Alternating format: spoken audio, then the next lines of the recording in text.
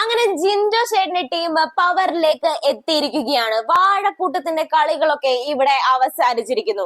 പക്ഷെ എന്നാലും ജാസ്മിനെ പുറത്താക്കാതെ ബിഗ് ബോസ് കാണിക്കുന്നത് നമ്മളോടും അതുപോലെ തന്നെ പ്രേക്ഷകരോട് എല്ലാവരോടും കാണിക്കുന്നത് ഒരു അനീതി മാത്രമാണ്.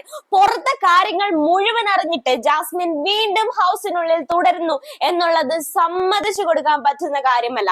പിന്നീട് അതുപോലെ തന്നെ ഗബ്രിയുടെ കോഴിത്തരങ്ങൾ ജാസ്മിൻ മാറി നിന്നെങ്കിലും പിന്നീട് റസ്മിൻ ബായിയെ ടാർഗറ്റ് ചെയ്തിട്ട് അടുത്ത പരിപാടികളുമായിട്ട് ഇതുപോലെ തന്നെ ഗബ്രി നീങ്ങിക്കൊണ്ടിരിക്കുകയാണ്. അപ്പൊ ബിഗ് ബോസിന്റെ ഇന്നത്തെ റിവ്യൂവിലേക്ക് എല്ലാവർക്കും സ്വാഗതം. നിങ്ങൾ എന്റെ ചാനൽ ആദ്യമായിട്ടാണ് കാണുന്നതെങ്കിൽ ബിഗ് ബോസിന്റെ എല്ലാ ദിവസത്തെയും റിവ്യൂവിനായി എന്റെ ചാനൽ സബ്സ്ക്രൈബ് ചെയ്തോളൂ.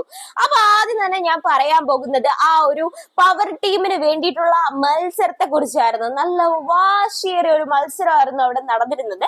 പവർ ടീമിന് ഇപ്രാവശ്യം കൊടുത്ത ടാസ്ക് എന്ന് പറയുന്നത് നല്ല സൂപ്പർ ടാസ്ക് ആയിരുന്നു. ലാസ്റ്റ് വീക്കിലെ ടാസ്കിൽ ഞാൻ തീരെ സാറ്റിസ്ഫൈഡ് ആയിരുന്നില്ല.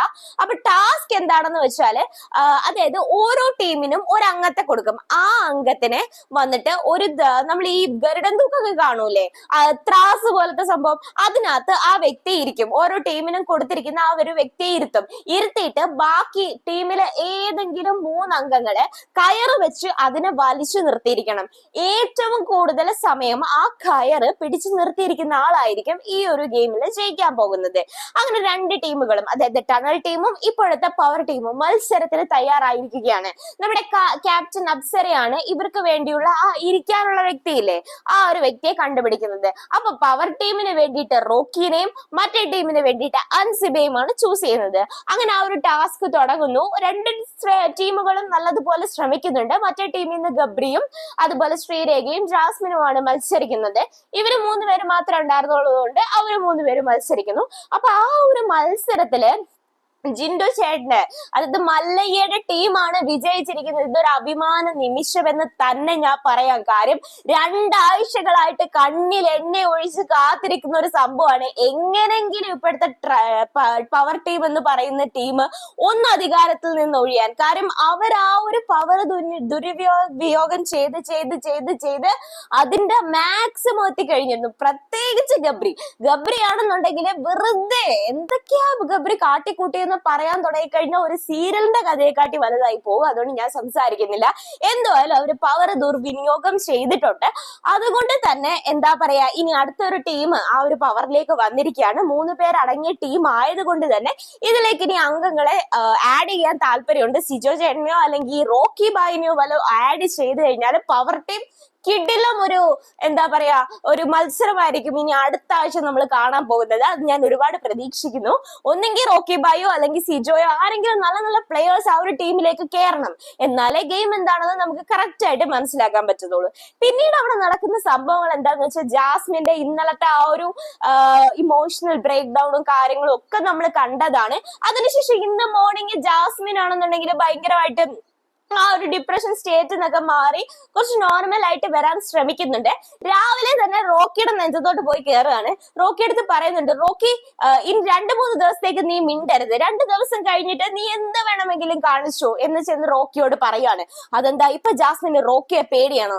ഒരു കാര്യം ചെയ്യും, റോക്കിയുടെ ഗെയിമാണ് കളിക്കുന്നത്. ഇപ്പൊ ജാസ്മിന് ഒരു ഫേക്ക് അസുഖം പറഞ്ഞെന്നും പറഞ്ഞ് അതിന്റെ പേര് റോക്കി വായും പൂട്ടി കാണിക്കുന്നതെല്ലാം മിണ്ടാണ്ടിരിക്കണം എന്ന് പറയുന്നത് ൊന്നും മാന്യതയല്ല. ജാസ്മിൻ കാണിക്കുന്ന ഡ്രാമയ്ക്ക് ഇതുപോലെ റോക്കി കൂട്ടുനിൽക്കേണ്ട ഒരാവശ്യവുമില്ല. അപ്പൊ ചെന്നിട്ട് ഒരു മാനസിക പരിഗണന വെച്ച് മിണ്ടാതിരിക്കാം എന്നൊക്കെ അഭിപ്രായം തോന്നുന്ന ആൾക്കാർ കാണും. പക്ഷെ ഇതൊരു ഗെയിമാണ്, ഇവിടെ മാനസിക പരിഗണനയില്ല. അത്രയ്ക്ക് വിഷമമുള്ള ആളാണെന്നുണ്ടെങ്കിൽ ഗെയിം നിന്ന് പുറത്തിറങ്ങണം, അതാണ് റൂള്. അതല്ലാതെ പോയിട്ട് റോക്കി മിണ്ടാൻ പാടില്ല. അതെന്തുവാ, റോക്കിക്ക് എത്ര വലിയ പണിയാണ് ഈ ജാസ്മിൻ കൊടുത്തത്. എന്നിട്ട് പോയി റോക്കി 2 ദിവസത്തേക്ക് നീ മിണ്ടരുത് എന്ന് പറഞ്ഞു കഴിഞ്ഞാല് അത് അംഗീകരിക്കാൻ പറ്റുന്ന കാര്യമാണ്. റോക്കി മിണ്ടും. റോക്കിക്ക് തെറ്റെന്ന് തോന്നുന്ന കാര്യങ്ങൾക്ക് റോക്കി പ്രതികരിക്കും. അത് തന്നെയാണ് ഈ ഒരു ഗെയിം എന്ന് പറയുന്നത്. ജാസ്മിൻ അത് അഡ്ജസ്റ്റ് ചെയ്യാൻ പറ്റുന്നില്ലെങ്കിൽ ജാസ്മിൻ ഹൗസിൽ നിന്ന് പുറത്താക്കണം, അല്ലെങ്കിൽ പുറത്താവണം. ഈ ഒരു ബിഗ് ബോസ് ഈ ഒരു ആഴ്ചയില് ജാസ്മിൻ പുറത്തായില്ലെങ്കിൽ അത് പ്രേക്ഷകരോട് കാണിക്കുന്ന ഏറ്റവും വലിയ അനീതി എന്ന് ഞാൻ പറയും. കാര്യം നമ്മൾ എന്തിനാണ് പിന്നെ വോട്ട് കൊടുക്കുന്നത്? ഇനി ജാസ്മിൻ അഥവാ നിർത്തിയാൽ തന്നെ അടുത്ത ആഴ്ച എന്തായാലും ജാസ്മിൻ നോമിനേഷനിൽ വരും. നോമിനേഷനിൽ വരുന്ന സമയത്ത് പ്രേക്ഷകർ ഒരാളും ജാസ്മിന് വോട്ട് കൊടുക്കത്തില്ല, ജാസ്മിൻ ഔട്ടാ. എന്തായാലും ഇപ്രാവശ്യം പവർ ടീമിൽ നിന്ന് ജാസ്മിൻ ഇറങ്ങിയത് ജാസ്മിൻ മാത്രമല്ല ഗബ്രിയും. ഇവര് രണ്ടുപേരും ഇനി അധികകാലം ആ ഒരു ഹൗസിനുള്ളിൽ ഉണ്ടായിരിക്കുമെന്ന് എനിക്ക് തോന്നുന്നില്ല. ഇപ്പൊ പ്രേക്ഷകർക്ക് ഒരു അവസരമാണ് കിട്ടിയിരിക്കുന്നത് ജാസ്മിനെയും ഗബ്രിയെയും തൂക്കാൻ വേണ്ടിയിട്ട്. ഇവർ രണ്ടുപേരും ഈ ആഴ്ച നിന്ന് കഴിഞ്ഞാൽ നോമിനേഷനിൽ വരും എന്നുള്ള കാര്യം ഉറപ്പാണ്. അപ്പൊ അങ്ങനെ ഇരിക്കാണ്. പിന്നെ ഗബ്രി അപ്പൊ അങ്ങനെ പോയി പറയുന്ന സമയത്ത് റോക്കി റിയാക്ട് ചെയ്യുന്നുണ്ട്.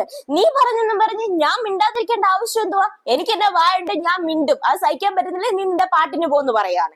അപ്പൊ അതുപോലെ വേറെ ഹൗസ് മെമ്പേഴ്സ് ഒക്കെ പറയുന്നുണ്ട്, അതെന്താ റോക്കി അങ്ങനെ ചെയ്യുന്നത്? അവന് സിറ്റുവേഷൻ മനസ്സിലാക്കിക്കൂടെ? അങ്ങനെ ഒരു സിറ്റുവേഷൻ മനസ്സിലാക്കേണ്ട ആവശ്യമില്ല. റോക്കിയുടെ ഭാഗത്ത് തന്നെയാണ് 100% ന്യായവും. അത് കഴിഞ്ഞിട്ട് ഇതുപോലെ തന്നെ ജാസ്മിൻ ഒരുമാതിരി ഡ്രാമയാണ് കാണിക്കുന്നതെന്ന് എല്ലാവർക്കും മനസ്സിലാവുന്നുണ്ട്, പ്രേക്ഷകരുടെ ഒരു ഇത് കാണിക്കാൻ വേണ്ടി. ഇന്നലെ അവർക്ക് വിഷമമുണ്ടായി കാണും, പക്ഷെ എന്നാലും ഇപ്പൊ കാണിക്കുന്നതൊക്കെ ഡ്രാമയാണ്.